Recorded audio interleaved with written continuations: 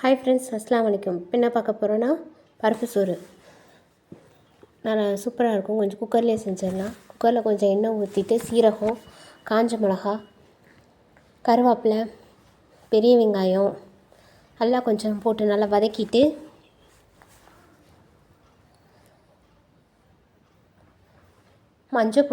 மஞ்சத்தூள், வெள்ளைப்பூடும் சீரகமும் நல்லா பேஸ்ட் பண்ணி வச்சுக்கோங்க.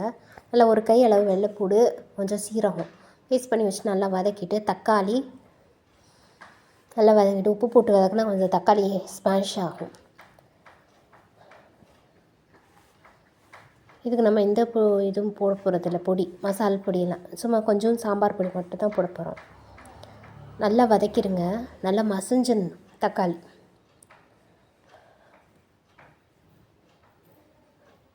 அப்படியே தண்ணி ஊற்றிடுங்க. அளந்து அரிசி இப்போ 1 கிளாஸ் போடுறீங்களா 2 கிளாஸ் தண்ணி ஊற்றிடுங்க. இப்போ நான் 2 கிளாஸ் அரிசி போடுறேன், அதனால் 2 செம்பு 4 கிளாஸ் தண்ணி ஊற்றுறேன் நான்.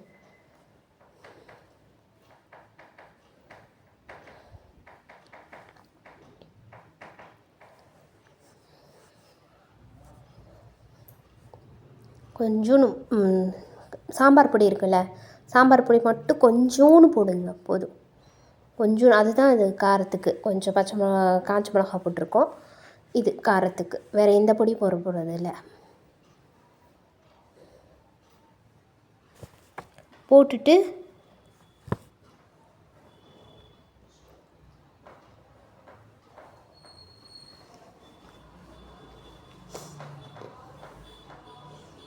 கொஞ்ச நேரம் வெயிட் பண்ணுங்கள். நல்லா கொதித்து வந்தோடனே அரிசியும் பருப்பும் அளந்து வச்சுருக்கோம் இல்லையா, அரிசி வந்துட்டு 1 கிளாஸ்னால் அரை கிளாஸ் பருப்பு போடணும். அப்போ நான் 2 கிளாஸ் அரிசி போட்டிருக்கேன். அப்போ நான் 1 கிளாஸ் பருப்பு போட்டு கழுவி அப்படியே போட்டு உப்பு செக் பண்ணிக்கோங்க. உப்பு நான் வதக்கிறதுக்கு தான் போட்டோம்ல, இப்போ கொஞ்சம் உப்பு போட்டுக்கோங்க. அரிசி போட்டுட்டு உப்பு செக் பண்ணி போட்டுட்டு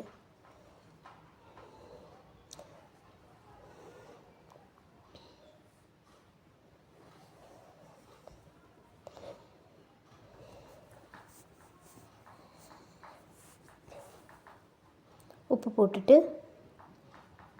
மிக்ஸ் பண்ணி விட்டுட்டு லிட்டு போட்டு கவர் பண்ணிடுங்க. ஒரு விசில் விட்டால் போதும். ஒரு விசில் விட்டு 5 நிமிஷம் சிம்மில் வச்சு ஆஃப் பண்ணால் போதும். சுட சுட பருப்பு சாதம் ரெடி ஆயிரும். இதுக்கு நல்ல காம்பினேஷன் முட்டை கிரேவி சூப்பராக இருக்கும். அதுவுமே நான் வீடியோ போட்டிருக்கேன், இன்ஷால்லாம் பாருங்கள்.